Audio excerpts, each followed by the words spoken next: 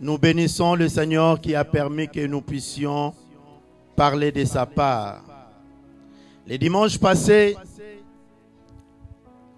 nous avons été bénis par la présence du pasteur Timothée. Il nous a parlé sur la bénédiction. La bénédiction est le fait de bénir, c'est le résultat de bénir. Nous avons compris que la bénédiction, c'est une faveur. La bénédiction, elle est puissante si elle est placée sur la tête de quelqu'un ou dans la vie d'une personne. Ce matin, nous voulons continuer toujours dans cette même lancée. Mais le thème de ce matin, je l'ai intitulé « Comment conserver sa bénédiction ». Comment conserver bénédiction. Le Seigneur te parle comment conserver ta bénédiction.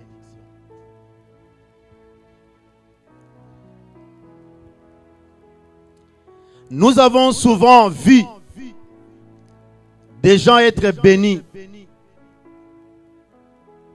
Nous avons souvent vu des gens être guéris. Nous avons souvent vu des gens être visités. Nous avons souvent vu des gens être élevés. Nous avons entendu plusieurs témoignages des années et des années. Mais souvent, il y a un problème qui arrive quand l'homme est béni. Souvent, il y a un problème qui arrive quand l'homme est élevé. La capacité de conserver la bénédiction de Dieu, beaucoup de chrétiens que nous sommes n'ont pas cette capacité-là. Être béni, c'est une chose. Mais rester au même niveau en est une autre. Être élevé, c'est une bonne chose. Gérer cette élévation-là en est une autre. Être béni par le mariage, c'est une bonne chose. Mais garder ton mariage en est une autre.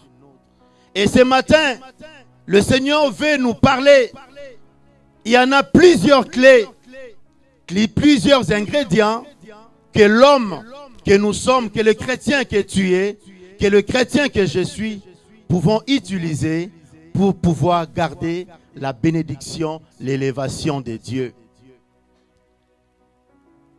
Quand Dieu donne, il veut que nous puissions rester avec cette bénédiction-là. Quand Dieu élève, il veut que tu sois toujours élevé. Quand Dieu appelait Samuel, nous sommes dans 1 Samuel chapitre 9, le verset 27, le chapitre 10, vous pouvez continuer, vous pouvez lire ces deux chapitres-là, chapitre 9 et chapitre 10.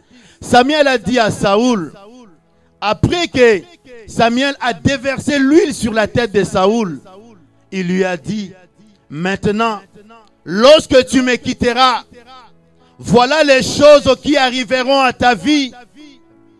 Tu les verras. Après m'avoir quitté, tu trouveras des jeunes gens près des sépulcres de Rachel. Rachel qui était la femme bien sûr de Jacob. Et ils te diront, où étais-tu allé? Ton père ne pense plus aux ânesses. Il se soucie de toi. Mais tu ne dois pas t'arrêter près de ces gens-là. Samuel lui dit, après cela, tu iras plus loin. Amen, amen. Après cela, tu iras plus loin. Parce que le Seigneur veut que nous allions très loin, plus loin. Il ne veut pas que nous puissions arrêter à un certain niveau. La bénédiction que Dieu te donne doit t'amener plus loin. L'élévation que Dieu te donne doit t'amener plus loin. Mais pour aller plus loin, tu dois savoir comment conserver cela.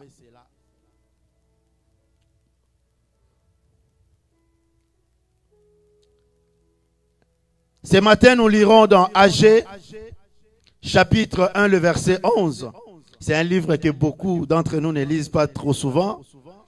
Agé, chapitre 1er, le verset 1 à 11. Et c'est de là que nous allons tirer la première clé qui va nous aider à conserver notre bénédiction, à conserver les faveurs de Dieu dans nos vies, à conserver la grâce de Dieu dans nos vies. Amen, amen. Agé chapitre 1, le verset 1 à 11 nous dit ceci. La seconde année du roi Darius, le premier jour du 6e mois, la parole de l'Éternel fut adressée par Agé le prophète à Zorobabel, le fils de Shealtiel, gouverneur de Juda, et à Josué, fils de Josadak, le souverain sacrificateur, en ces mots. Ainsi parle l'Éternel des armées. Ces peuples dit, le temps n'est pas venu, le temps de rebâtir la maison de l'Éternel. C'est pourquoi la parole de l'Éternel leur fut adressée par Agé, le prophète, en ces mots. Est-ce le temps pour vous d'habiter vos demeures, l'abriser, quand cette maison est détruite? Ainsi parle maintenant l'Éternel des armées. Considérez attentivement vos voies. Vous semez beaucoup et vous recueillez peu. Vous mangez et vous n'êtes pas rassasiés. Vous buvez et vous n'êtes pas désaltérés. Vous êtes vêtus et vous n'avez pas chaud. Le salaire de celui qui est à gage tombe dans un sac percé. Ainsi parle l'Éternel des armées, considérez attentivement vos voies, montez sur la montagne, apportez du bois et bâtissez la maison. J'en aurai de la joie et je serai glorifié, dit l'Éternel. Vous comptiez sur beaucoup et voici, vous avez eu peu. Vous l'avez rentré chez vous, mais j'ai soufflé dessus. Pourquoi? Dit le Seigneur des armées. À cause de ma maison qui est détruite. Tandis que vous vous empressez, chacun pour sa maison. C'est pourquoi le ciel vous ont refusé la rosée et la terre a refusé ses pluies. J'ai appelé la richesse, la sécheresse sur le pays, sur les montagnes, sur le bleu, sur le mou, sur l'huile, sur ce que la terre peut rapporter, sur les hommes et sur les bêtes, et sur tout le travail de vos mains. 12. Zorobabel, vous pouvez continuer à lire à la maison, mais nous pouvons lire 12. Zorobabel, fils de Shealtiel, Josué, fils de Josadak, le souverain sacrificateur, et tout le reste du peuple entendirent la voix de l'Éternel, leur Dieu, et les paroles de Agé, le prophète, selon la mission que lui avait donnée l'Éternel, leur Dieu. Et le peuple fut saisi des craintes devant l'Éternel. Agé envoya de l'Éternel, dit au peuple, d'après l'ordre de l'Éternel, je suis avec vous, dit l'Éternel. Acclamons la parole du Seigneur notre Dieu.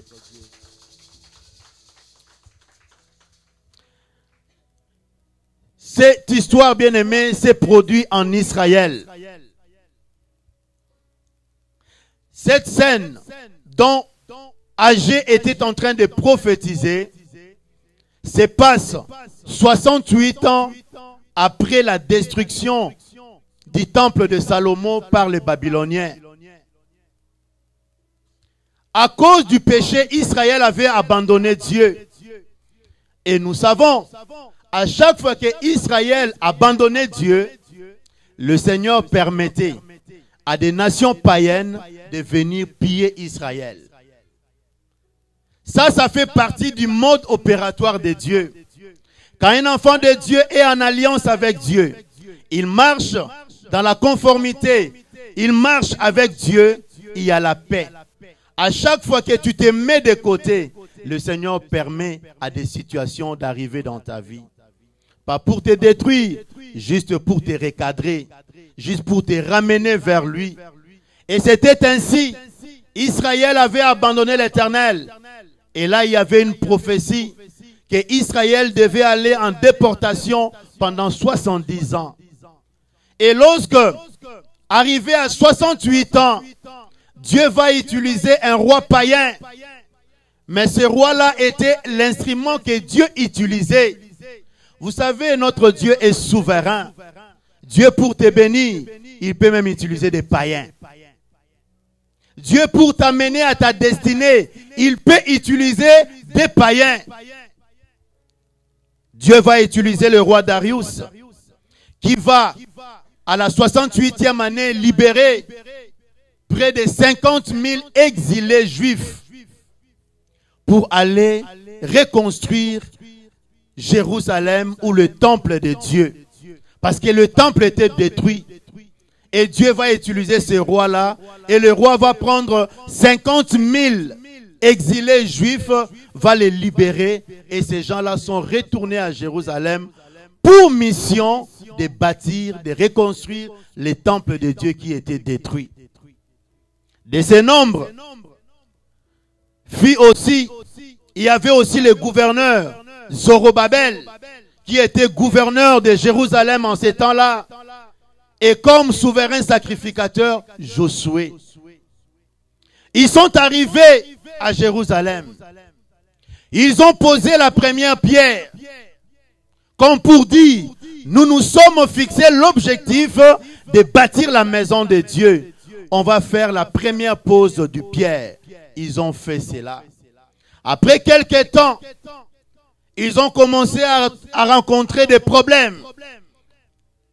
Et donc, face à ces problèmes-là, les 50 000 exilés ont dit, le temps n'est pas favorable pour construire la maison de Dieu. Le temps n'est pas bon pour nous. Mais ils ont oublié qu'ils ont été lâchés, libérés, retournés dans leur pays pour mission de bâtir la maison de Dieu.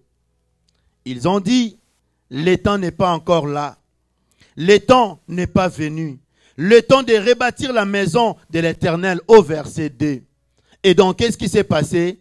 Ils ont laissé à l'abandon la maison de Dieu, les temples de Dieu. Il n'y avait plus personne qui s'est préoccupé de la maison de Dieu. Il n'y avait plus personne qui allait le matin ou le soir ou la nuit pour bâtir la maison de Dieu. Chacun commençait à se préoccuper de soi. Chacun est retourné chez lui. Chacun a commencé à embellir sa maison. Chacun a commencé à trouver du bois qui valait cher, qui coûtait cher pour bâtir sa maison. Chacun a commencé à travailler pour sa famille et ils ont abandonné la maison de Dieu. Ils ont abandonné la maison de Dieu. Dans cette situation-là, Dieu a observé et il a fait un constat. Il dit, mon œuvre, la maison de Dieu, après pour la pose de la première pierre, la maison, le temple est resté comme ça pendant 16 ans. Il n'y avait plus personne pour travailler. Dieu dit, je vais parler à mon peuple. Il va susciter le prophète âgé pour aller interpeller son peuple. Et c'est là la prophétie, le message que nous avons lu du premier verset jusqu'au 13e verset. Âgé est venu parler au peuple pour leur rappeler, nous avons tous comme mission de bâtir la maison de Dieu. Le Seigneur dit, voilà, vous ne vous préoccupez plus de ma maison. Voilà maintenant, vous commencez à vous manger, mais vous n'êtes pas rassasiés. Vous amassez des biens, vous amenez dans vos maisons, mais je souffle dans vos maisons le vent sec qui détruit tout ce que vous ramenez dans vos maisons. Il ne dit pas que c'est le diable. Il dit lui-même, il souffle. Bien-aimé, tu peux avoir un problème avec un homme. Dieu peut t'aider. Tu peux avoir le problème avec les sorciers de ta famille. Dieu peut t'assister. Mais si tu as un problème contre Dieu, s'il souffle son vent, qui pourra t'aider?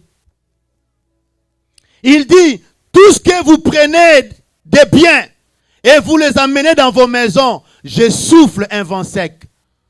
Voilà pourquoi vous ne vous bénéficiez même pas de cela. Vous buvez, mais vous avez toujours soif. On vous donne des garanties, mais dans vos sacs, j'ai fait des trous. Tout cet argent-là tombe et vous n'êtes pas des bénéficiaires. Pourquoi?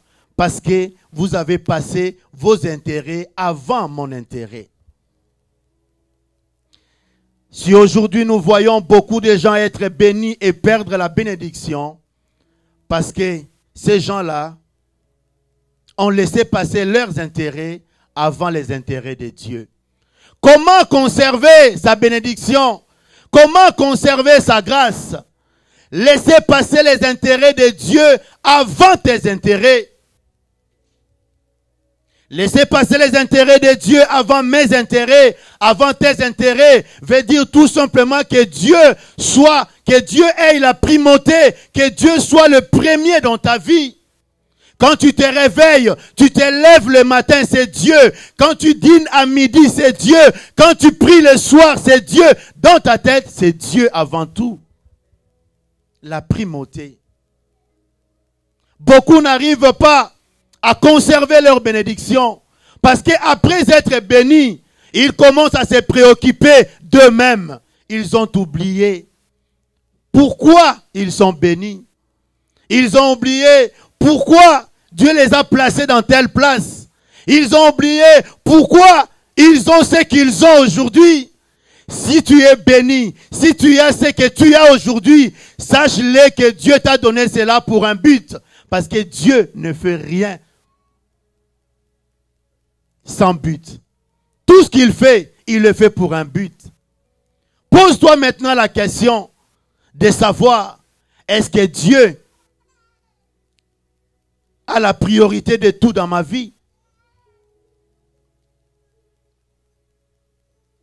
La maison de Dieu, l'œuvre de Dieu, le royaume de Dieu, tout ça doit nous préoccuper. Si Dieu a condamné son peuple, si Dieu a permis que son peuple, malgré leur travail, qu'ils puissent manquer, malgré qu'ils mangent, qu'ils puissent toujours avoir faim, c'est parce qu'ils ont mis leurs intérêts avant l'intérêt de Dieu. Souvent, on pose la question, mais pourquoi je n'ai pas vu telle? Oh non, mais elle est allée dans une fête. Voilà pourquoi aujourd'hui elle est absente. Ah bon? L'intérêt de Dieu avant tout, bien-aimé. Si tu as répondu présent à une invitation, tu as réjoui le cœur d'un homme, bien-aimé, planifie les choses. Demain, le dimanche, tu dois être là présent pour honorer ton Dieu. Vous savez, un homme, notre père Abraham, nous sommes dans Genèse chapitre 22. Abraham a reçu Isaac, étant vieux, l'enfant de la vieillesse. Nous tous, nous savons, quand tu n'as qu'une seule fils, quand tu as eu un enfant vieux, tu donnes de l'amour à cet enfant. Dieu qui est pédagogue, Dieu qui voit tout, il commence à voir que l'amour de Dieu, l'amour d'Abraham, commençait à se partager avec Isaac. Alors, 22, Dieu va mettre Isaac à l'épreuve, Abraham à l'épreuve. Il dit ceci au premier verset. La Bible dit, après ces choses, Dieu mit Abraham à l'épreuve pour voir si Abraham aimait son fils plus que lui. Il dit, donne-moi ton unique, ton fils. Il rajoute celui que tu aimes, Isaac. Dieu ne s'est pas trompé. Il dit, celui que tu aimes, Isaac.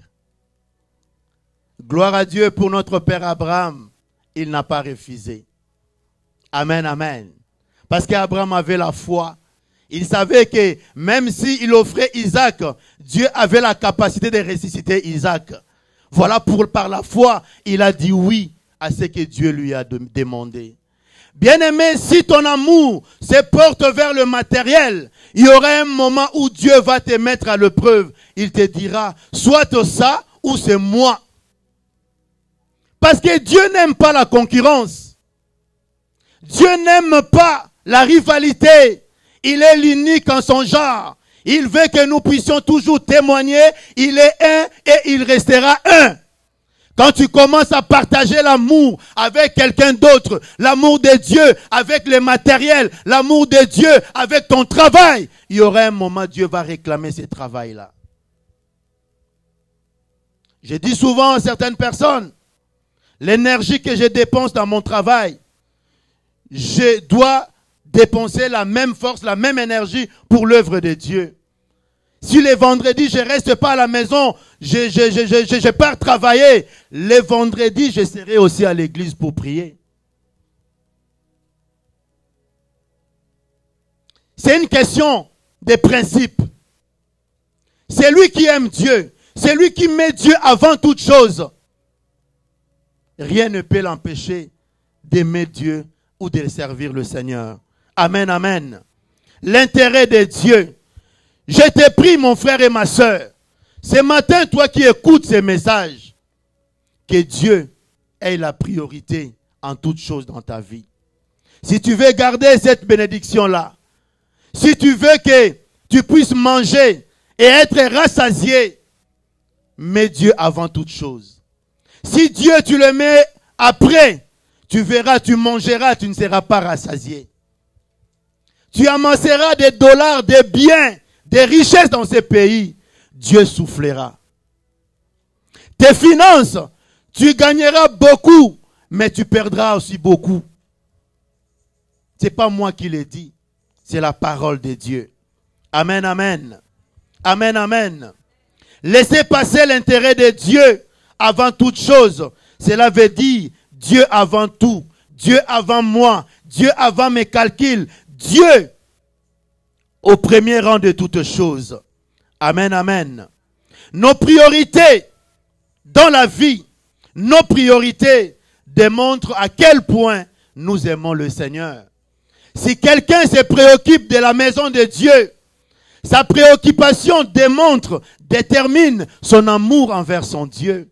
Quand quelqu'un ne s'intéresse pas de la maison de Dieu, ça montre qu'il n'aime pas Dieu. Si quelqu'un aime Dieu, il va se préoccuper de l'œuvre de Dieu. Voilà pourquoi Jésus pouvait dire, ma nourriture est de faire la volonté de celui qui m'a envoyé. Est-ce que quelqu'un peut dire amen ce matin? Ma nourriture est de faire la volonté de celui qui m'a envoyé. Bien-aimé, je t'informe ce matin.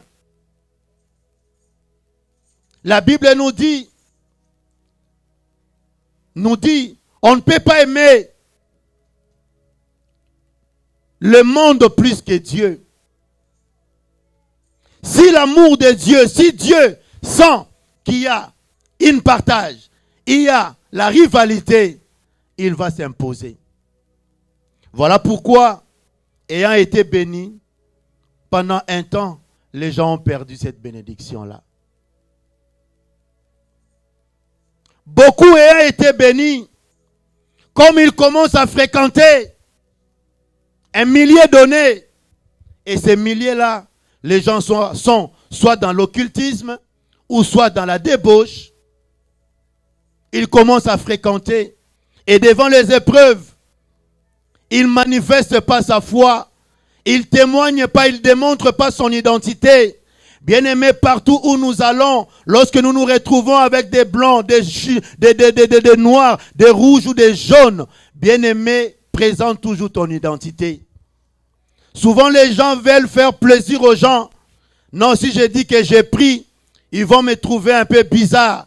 Tu gardes ton identité. Après un temps, on va entendre que tu es passé de l'autre côté. Tu as mis la main à l'occultisme. Tu as signé des alliances. Quand tu es élevé, le Seigneur peut permettre que tu puisses fréquenter des gens qui ont un certain niveau. Mais partout où tu iras, bien-aimé, garde ton identité. Parce que les gens que tu fréquentes, d'autres seront indésirables.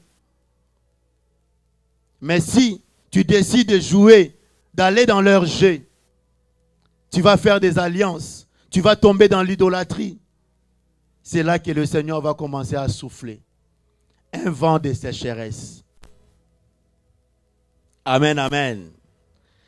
Dans Ézéchiel chapitre 16, l'Éternel parle, nous avons souvent utilisé ces passages lorsque nous enseignons sur l'idolâtrie. À partir du verset 7 à 8, l'Éternel est en train de parler à Jérusalem. Il présente Jérusalem comme une femme. Il dit à ta naissance, personne n'a pris soin de toi. Tu baignais dans ton sang. Moi, je suis passé par là. Je t'ai vu baigner dans ton sang. Je t'ai dit, vis dans ton sang. Je t'ai multiplié. Tu as commencé à grandir. Tu étais d'une beauté excellente. Ta renommée s'est répandue. Les gens parlaient de ta beauté. Je t'ai donné la bonne nourriture. Tu mangeais des farines, des miels. Je t'ai donné des colliers. J'ai mis un collier sur ton cou. Je t'ai donné de l'or pour t'embellir. Je t'ai donné tout ce dont tu avais besoin. Maintenant que les gens parlent maintenant de ta beauté, au lieu de se confier à moi, tu as commencé à te confier à ta beauté. La nourriture que moi je t'ai donnée, tu as commencé à donner ça à tes amants. Les biens que je t'ai donnés, tu as donné cela à tes amants. D'ailleurs, le verset 44 dit, tu es la sœur de Samarie, la sœur de Sodome. Les gens qui font des proverbes te diront cette proverbe, telle mère, telle fille. Parce que ta mère a fait pire que ce que toi tu as fait, tu as copié. Amen, amen. Cela veut dire quoi? Quand Dieu te donne, quand Dieu te bénit, il ne veut pas la rivalité. La rivalité c'est quoi? Lorsque tu commences à élever d'autres dieux, lorsque tu tombes dans l'idolâtrie, là Dieu s'élève. L'argent qu'il t'a donné, l'argent doit servir pour Dieu et non pas pour l'intérêt du diable. L'argent doit servir à la construction du royaume de Dieu. L'argent doit servir à aider un grand nombre de gens à gagner le royaume des cieux.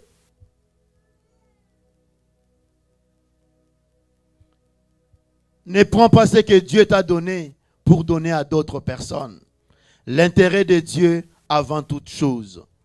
Pourquoi? Parce que Dieu est jaloux. Dis à ton voisin, Dieu est jaloux. Dieu est jaloux. Ta jalousie là que tu vois auprès de ta femme, c'est rien.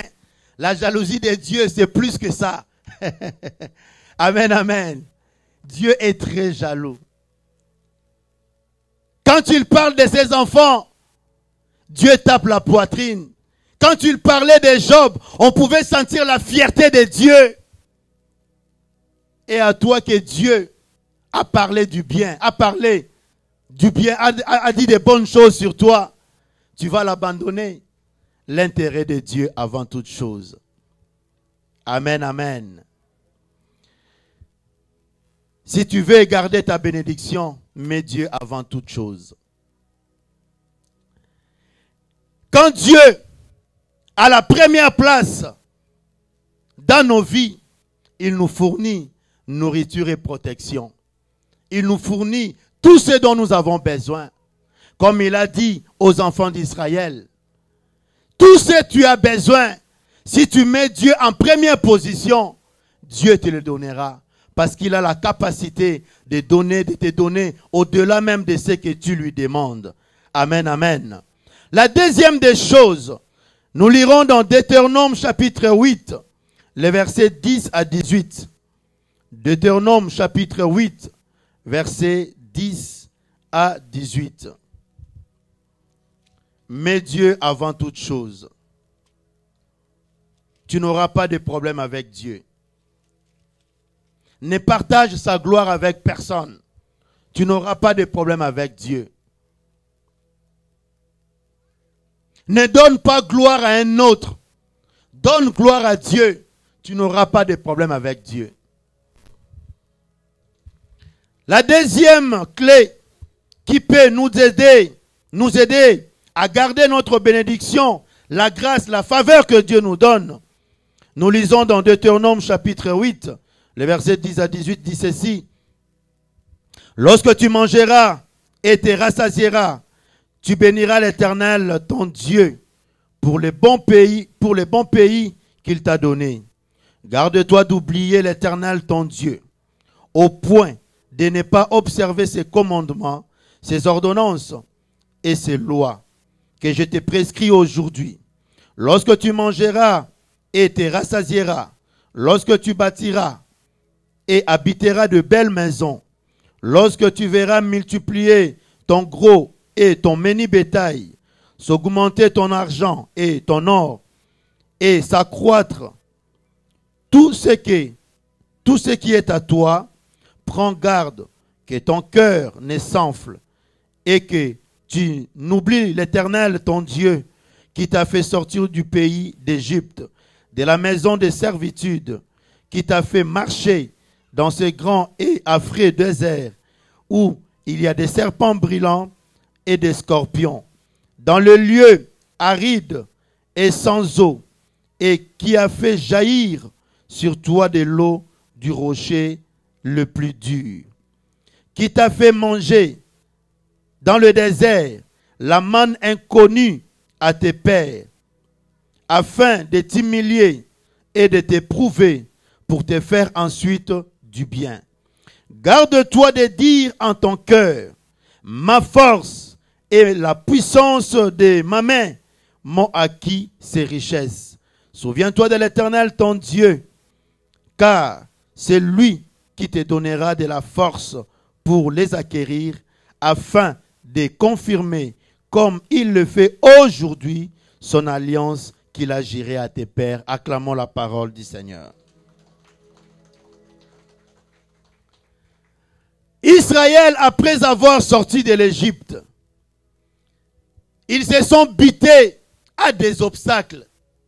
Premier obstacle, la mer Rouge. Ils devaient traverser. Dieu s'est intervenu. Dieu les a fait traverser. Après la traversée, il y avait le désert. Ils devaient affronter le désert. Dieu les a conduits dans le désert. Le jour, c'était un nuée qui les conduisait. Et la nuit, c'était la colonne de feu pour guider. Parce qu'il n'y avait pas de chemin. Le Seigneur était en train d'enseigner à Israël la dépendance à lui. Amen, amen. Plus de 400 ans en Égypte, ils dépendaient de leurs maîtres les Égyptiens. Dieu voulait que Israël puisse dépendre de lui maintenant. Après 40 années dans le désert, il y a eu plusieurs obstacles. Mais après le désert, il y avait un autre obstacle, le Jourdain. Ils devaient traverser aussi le fleuve Jourdain. Ils ont traversé et ils devaient maintenant conquérir. Là maintenant, comme Dieu connaît toutes choses, comme Dieu te connaît, comme il me connaît. Amen, amen. Dieu commence à préparer son peuple. Il dit à Moïse, dis à ce peuple ici de faire attention. Lorsqu'ils entreront dans la terre promise, lorsqu'ils mangeront, lorsqu'ils habiteront de belles maisons, lorsqu'ils auront tout ce dont ils ont besoin, dis-leur de faire attention. Ces peuples risquent de m'oublier dans l'abondance. Ces peuples risquent d'oublier que je les ai nourris de la manne qui était inconnue. Ces peuples peuvent oublier que je les ai donné de l'eau. L'eau est sortie du rocher. Ces peuples peuvent oublier toutes les merveilles que j'ai faites en leur égard. Alors, pour leur donner la solution, Dieu a donné à Moïse comme solution la louange à l'Éternel. Amen, amen. Deuxième clé, louer l'Éternel. Vous savez, louer, bénir l'Éternel, pardon, veut dire tout simplement louer l'Éternel. Louer veut dire le bienfait de Dieu. À un homme, à une femme, qu'on empêche d'oublier le bienfait de Dieu, d'oublier quelqu'un qui lui a fait du bien. La solution, la remède, c'est la louange, c'est la bénédiction, c'est la louange. Pourquoi la louange? Parce qu'à chaque fois qu'Israël bénissait l'Éternel, louait l'Éternel, il faisait allusion au bienfait que Dieu a fait pour eux. Alors quelqu'un qui récite tous les jours les bienfaits de Dieu, il est difficile pour cette personne de s'imaginer un jour que s'il est béni, c'est grâce à sa force, c'est grâce à une telle personne. Non, il se référera toujours à Dieu. Voilà pourquoi Dieu a dit que Israël, quand tu vas entrer en possession de tous tes biens, tu dois bénir l'Éternel. Tu dois bénir l'Éternel. Voilà pourquoi à chaque fois, lorsque nous nous rassemblons en ces lieux, le modérateur nous conduit toujours par un moment de louange, où on dit les bienfaits de Dieu. Seigneur, je me souviens un jour, j'étais là au fond. Personne ne me voyait. Je ne pensais même pas que je pouvais me retrouver ici. Mais tu m'as amené ici. C'est grâce à toi. Je me souviens un jour, j'ai manqué ceci. Je pensais, je sais qu'un jour, j'ai traversé des moments difficiles. Seigneur, tu m'as soutenu. Seigneur, je te loue.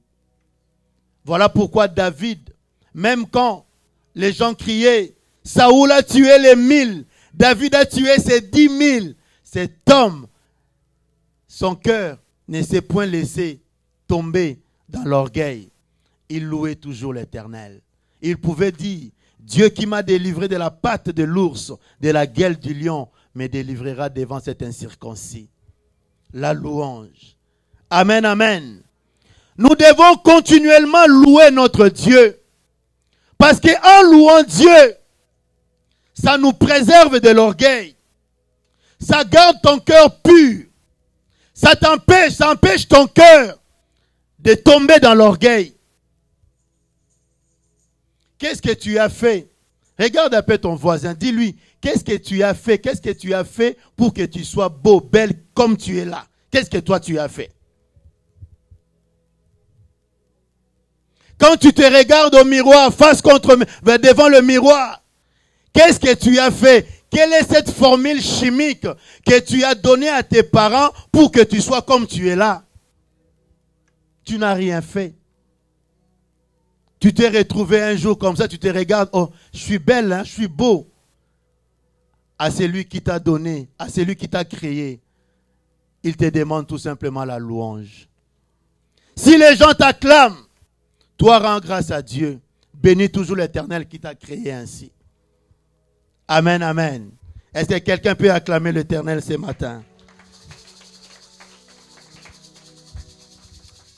La louange à Dieu n'est pas louer Dieu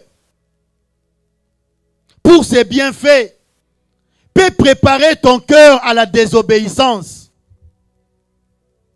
Peut préparer ton cœur à la désobéissance à Dieu.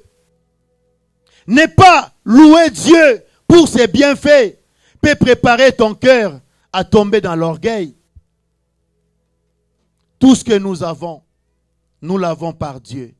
Tout ce que nous possédons ou connaissons, nous le connaissons, nous l'avons par Dieu, pour lui seul. Louer l'Éternel. Tu dois tous les jours dire les bienfaits de l'Éternel dans ta vie. Celui qui cesse de louer le Seigneur va découvrir un jour que son cœur est déjà enflé d'orgueil. Est déjà là dans l'orgueil. Mais celui qui le fait tous les jours préserve son cœur de l'orgueil. Osée chapitre 13, le verset 6 nous dit ceci. C'est le dernier passage que nous allons lire ce matin. Osée chapitre chapitre 13, le verset 6 nous dit ceci.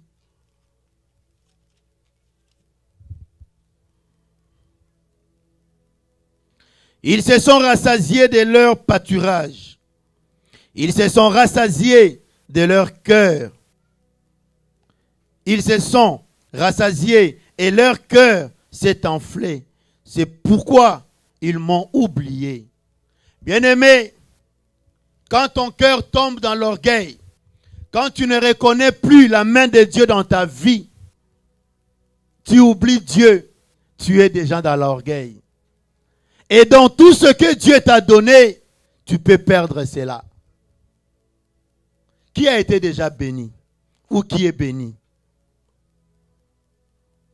La question que je te pose ce matin, qu'est-ce que tu as fait pour conserver cette bénédiction? Ou qu'est-ce que tu es en train de faire pour conserver cette bénédiction? Vous savez, le faveur, la grâce de Dieu n'est pas inconditionnelle. Quand Dieu te bénit, ne pense pas qu'il n'y a pas de conditions. Nous pouvons citer plusieurs exemples dans la Bible. La faveur que Dieu te donne doit cheminer, doit suivre une direction, la direction divine.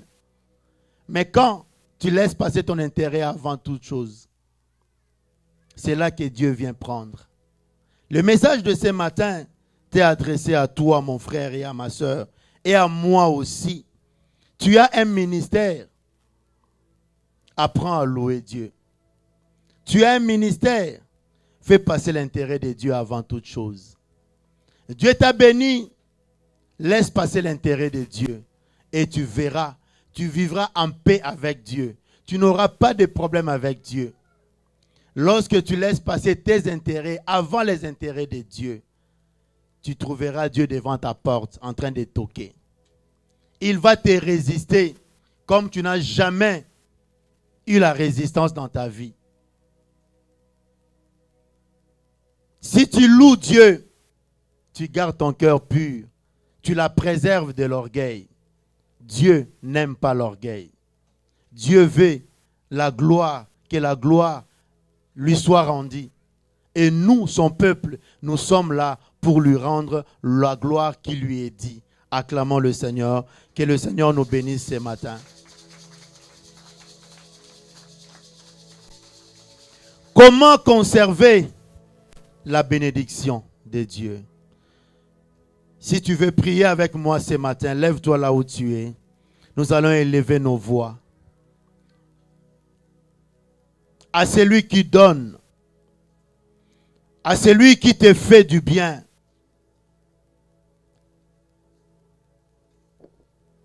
Si pendant un instant, un moment, tu as passé tes intérêts avant les intérêts de Dieu, dis-lui seulement ce matin, Seigneur, pardonne-moi.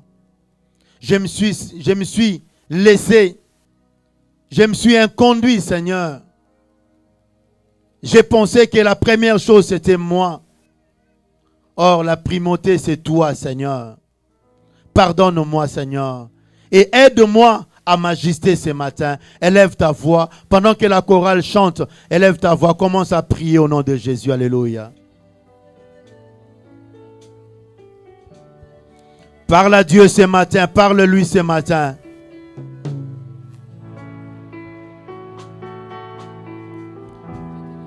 Il est sans pareil, notre Dieu.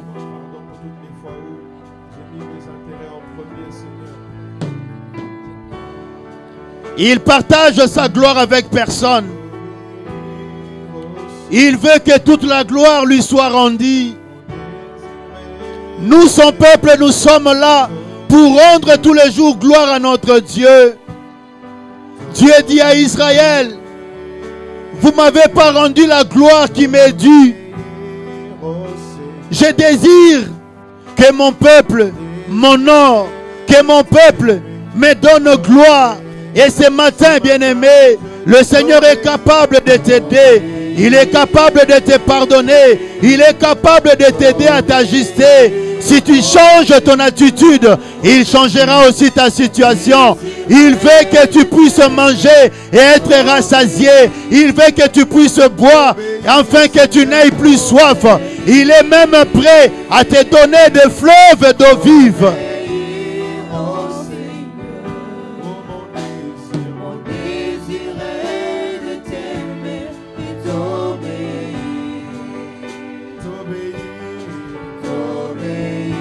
Oh Seigneur, c'est toi qui mérites toutes choses dans nos vies.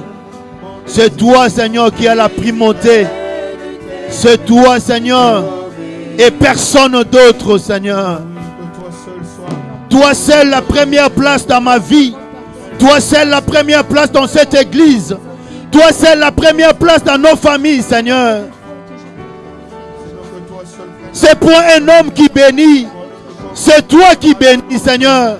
C'est pour un homme qui donne. C'est toi qui donnes les enfants et les mariages, Seigneur. C'est toi qui donnes l'élévation, Seigneur.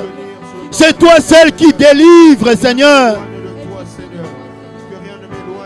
Tu mérites la gloire ce matin. Tu mérites la gloire ce matin. Tu mérites la gloire ce matin. Laisse que, Seigneur, ma vie te donne gloire. Laisse que, Seigneur, la vie de cette église te donne gloire, Seigneur. Car si les familles peuvent se réunir en ces lieux, c'est parce que toi, tu l'as voulu, Seigneur. Et ce matin, Seigneur, nous voulons te donner la gloire qui t'est due. Seigneur, reçois la gloire ce matin. Oh, ce matin, Dieu veut que tu changes ton attitude. Dieu veut que tu changes ton attitude. Et lui va changer ta situation. Il veut que tu renonces, oui, à tes intérêts. Et que lui seul soit à la première position. Dis-lui, Seigneur, je renonce, Seigneur, à mon attitude. Je renonce à mes intérêts, Seigneur. Et je privilégie tes intérêts ce matin. Élève ta voix, commence à prier, alléluia.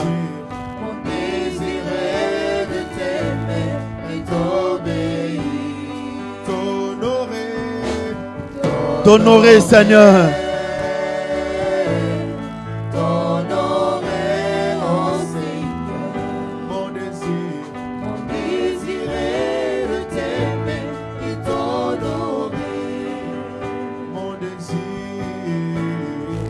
Alléluia.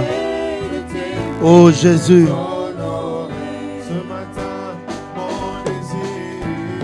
Dis-lui, Seigneur, merci. J'aimerais me réconcilier avec toi. Oui, ce matin, nous pouvons nous réconcilier avec Dieu. Cela est possible. Le Seigneur a dit, vous amassez beaucoup de biens. Vous gagnez beaucoup d'argent. Vous êtes bien rémunérés. Et vous amenez tout cela dans vos maisons. Mais moi, je souffle un vent sec qui sèche vos finances, qui sèche la joie dans vos familles. Et pourtant tu travailles beaucoup. Tu devrais être heureux. Mais tu n'es pas heureux. Dieu dit, je souffle parce que tu as laissé tes intérêts avant mes intérêts. Est-ce que tu peux élever tes deux mains vers le ciel pour lui dire, Seigneur, j'aimerais me réconcilier avec toi. Je change ma position et viens changer ma situation. Est-ce que tu peux élever ta voix ce matin? Commence à parler à ton Dieu. Parle-lui, parle-lui. Parle-lui ce matin. Le Seigneur voit tes mains élevées. Le Seigneur voit tes mains élevées. Toi qui as reçu l'appel de Dieu, jusqu'à présent tu tardes. Jusqu'à présent tu tardes. Parce que tu t'es dit, je n'ai pas le temps. Je n'ai pas le temps. Ce matin, bien-aimé, change ta position. Le Seigneur changera ta situation. Parle-lui, parle-lui ce matin. Parle-lui ce matin. Parle-lui ce matin. Ce matin à la paix. Oh, je veux t'aimer plus que tout. Je veux te mettre en premier. Dieu veut que tu sois.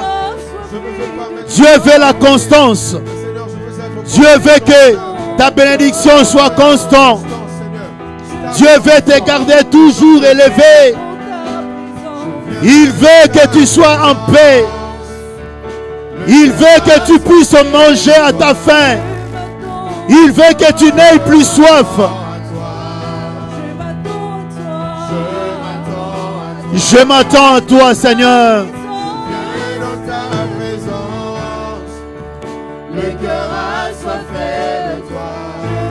Nos cœurs sont assoiffés de toi. Nos cœurs sont assoiffés de toi. Nos cœurs sont assoiffés de toi.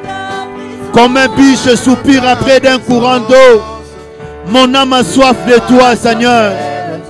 Nous avons soif de toi, Seigneur.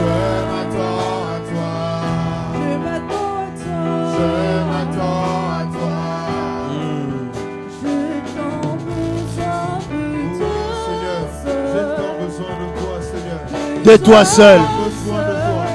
Qui peut connaître l'équilibre dans sa vie si tu ne le soutiens pas, Seigneur? C'est toi seul qui donne l'équilibre. C'est toi seul qui nous a rachetés. Tu nous as sauvés pour que nous, ton peuple, puissions t'offrir, Seigneur, le fruit de notre gratitude, de notre reconnaissance, Seigneur. Toi seul, toi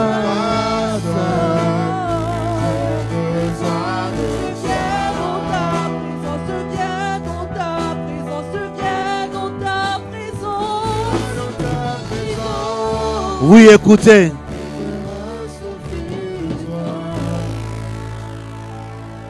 Dieu ne veut pas que tu puisses l'oublier. Il a donné comme remède à Israël la louange. Ce matin, bien-aimé, pendant un instant, réalise de là où Dieu t'a pris. Réalise que tu étais voué à la mort.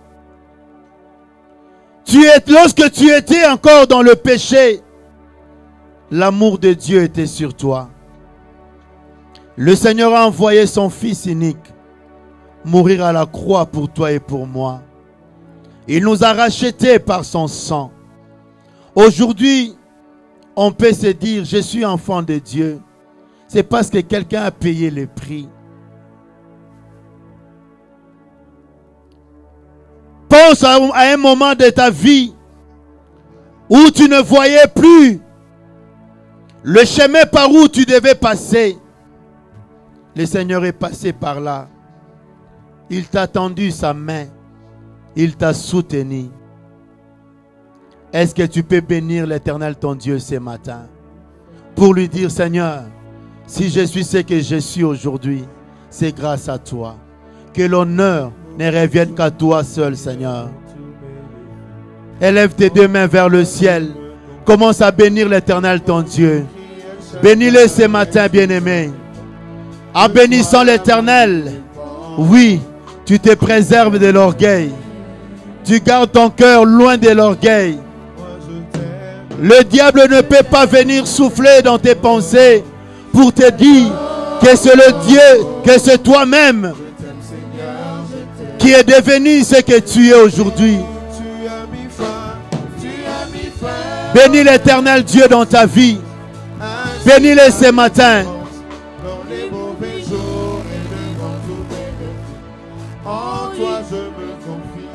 Et quand je crie El Shaddai, tu me réponds. De toi ma vie dépend. Je t'aime, je t'adore. Je t'aime, je t'adore. Oh, oh, oh. Je t'aime Seigneur, je t'aime. Je t'adore. Sans lever nos volontés. Vais t'adorer. Te célébrer Oui, Dieu a fait beaucoup de choses dans ta vie. Dis-le ce matin, dis-le ce matin, dis-le ce matin. Il a fait tant de choses dans ta vie.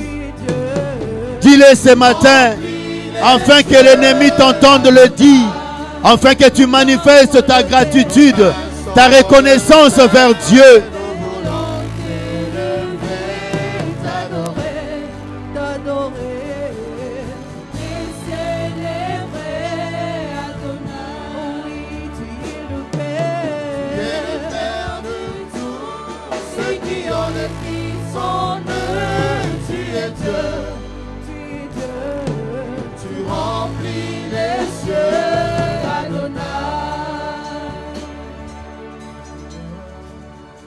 Garde le silence dans la présence de Dieu ce matin.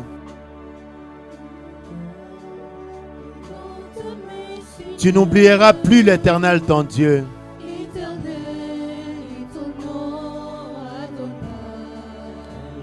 Tu le fais passer ce matin avant toute chose dans ta vie.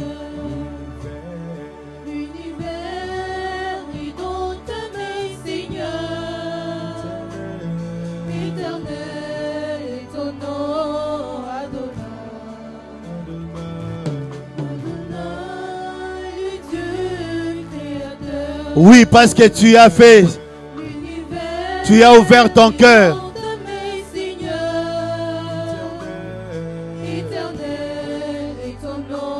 Gardons silence ce matin.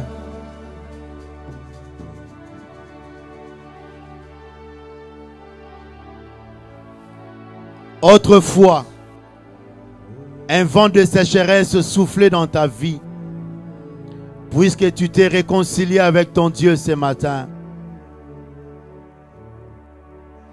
que ce vent-là cesse de souffler dans ta vie. Que le Seigneur souffle un vent nouveau, un vent de prospérité, un vent qui va t'apporter la paix, la joie. Tu mangeras et tu seras rassasié. Tu boiras et tu n'auras plus soif. Ton sac, ton compte en banque n'aura plus de trous. Ce que tu mettras à l'épargne se multipliera au nom de Jésus.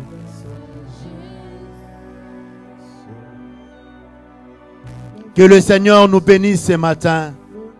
Dans le nom de Jésus que nous avons ainsi prié. Amen, amen, amen, amen. Acclamons le Seigneur notre Dieu.